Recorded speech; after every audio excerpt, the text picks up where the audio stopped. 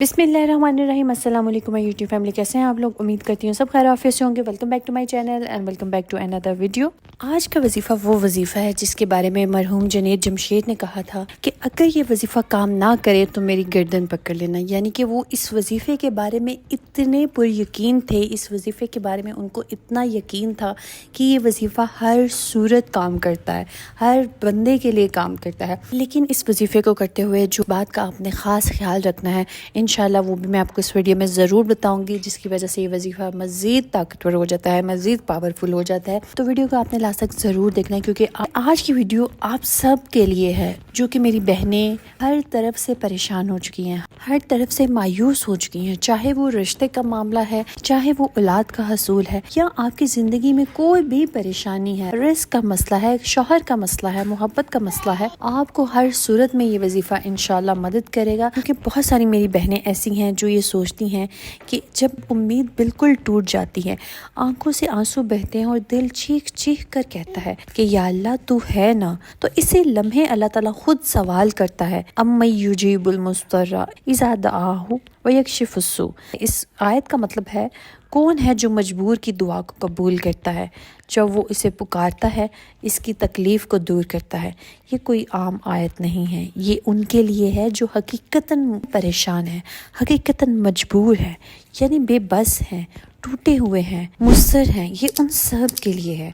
मुस्तर वो लोग हैं जो सच्चे दिल से अल्लाह को याद करते हैं, बगैर किसी ज़ाहरी दिखावे के। वो सिर्फ़ और सिर्फ अल्लाह की रज़ा की खातिर अल्लाह को याद करते हैं। तो यही आज का वजीफ़ा है, ये आयत ही आज का वजीफ़ा है। ये आयत सूरह नमल की आयत है, जिसके बारे में मुफस्सिरीन अक्सर कहते हैं कि इस आयत को दुआ की कबूलियत का कमाल नमूना कहा गया है। यानी कि ये बहुत ही पावरफुल आयत है। इसमें अल्लाह ताला खुद सवाल कर रहा है कि ताकि बंदे गौर करें कि जब सब छोड़ जाएं, वही अल्लाह है जो सब पुकार सुनता है और जो सब की मदद करने वाला है। क्योंकि हमारे इर्द गिर्द बहुत सारे मसाइल हैं, वो माली मसाइल भी हैं, वो औलाद के मसाइल भी हैं, वो शौहर की मोहब्बत के मसाइल भी हैं। बीवी मायके में सालों साल हो गए हैं, अपने बच्चों को लेके बैठी है, लेकिन शौहर मनाने नहीं आ रहा। तो आज स्पेशली वो बहनें जो अपने शौहरों की मोहब्बत का हसूल चाहती हैं, चाहे वो अपने शौहर के घर में हैं, चाहे वो अपने मायके में बैठी हुई हैं, उन मेरी बहनों ने आज इस वजीफ़े को लाजमी करना है। मैं कहूँगी कि तहज्जुद में वो 313 मरतबा इस आयत को पढ़ें। 11 दिन आपने ये मुसलसल वजीफ़ा करना है। आप यकीन करें कि अल्लाह सुब्हानो तआला ऐसे असबाब पैदा करेंगे कि आपका शौहर खुद चल कर आएगा आपको मनाने के लिए।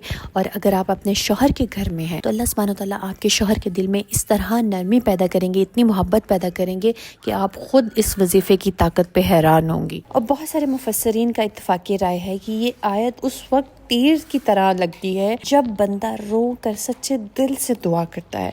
ये आयत इंसान को मायूसी से निकालकर अल्लाह की रहमत की झोली में डाल देती है। तो अगर आप किसी भी मुश्किल में, रिश्ते, रोजगार, औलाद, बीमारी या दिल की बेचैनी से गुजरे हैं, तो ये अमल आपके लिए है। तो सबसे पहले इस वजीफे को करने का तरीका समझ लीजिए। आपने रोजाना इशा या तहज्जुद के बाद वजू करके तन्हाई में बैठना है और 11 मरतबा दुरूद इब्राहिमी पढ़ना है और 313 बार दिल की गहराइयों से आपने ये आयत पढ़नी है, जो कि आपको अपनी स्क्रीन पे भी नज़र आ रही है।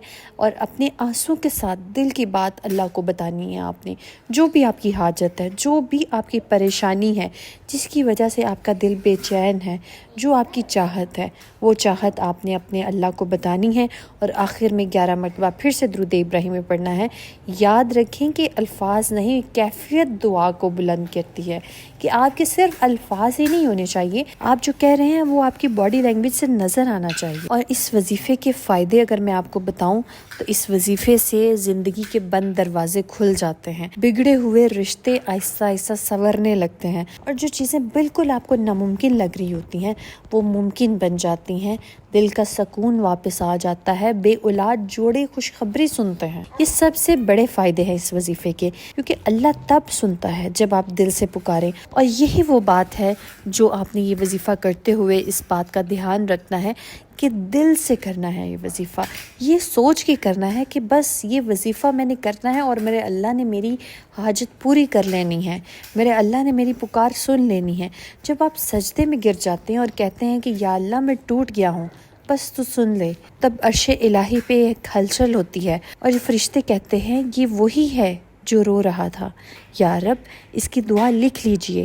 اَمَّن یُجِیبُ صرف آیت نہیں، یہ روح کی چیخ ہے جو کہ آپ نے اللہ کو سنانی ہے، جو کہ آپ نے اللہ سے بیان کرنی ہے اپنے درد کی صورت میں، دل سے پڑھنا ہے۔ تو اس وظیفے کو کرتے ہوئے خاص جو خیال رکھنا ہے آپ نے جن باتوں کا، وہ یہ ہیں کہ آپ نے اس کو دل سے پڑھنا ہے، بے دلی سے نہیں پڑھنا، گناہوں سے توبہ کرنی ہے، اللہ سے معافی مانگنی ہے اپنے گناہوں کی، نماز کی پابندی کرنی ہے سب سے بہتر، اور صبر کرنا ہے، اللہ کے فیصلوں پہ یقین کرنا ہے۔ اس بات کو ماننا ہے آپ نے کہ بار بار دعائیں کرنے پہ، بار بار وظائف کرنے پہ بھی اگر آپ کو کوئی چیز نہیں مل رہی، آپ کی حاجت پوری نہیں ہو رہی، تو اس میں آپ کا بھلا ہے، آپ کی بھلائی ہے، کیونکہ قرآن پاک میں اللہ تعالیٰ فرماتے ہیں، میں اس آیت کا مفہوم آپ کو بیان کر رہی ہوں، اور ممکن ہے کہ جو چیز تمہیں اچھی معلوم ہو رہی ہو، بھلی معلوم ہو رہی ہو، اس میں تمہارے لیے شر ہو، اور جو چیز تمہیں بری معلوم ہو رہی ہے فی الوقت سرکمسٹانسز سے آپ گزر رہے ہیں، وہ چیزیں آپ کو اچھی نہیں لگ رہی، جن حالات میں سے آپ گزر رہے ہیں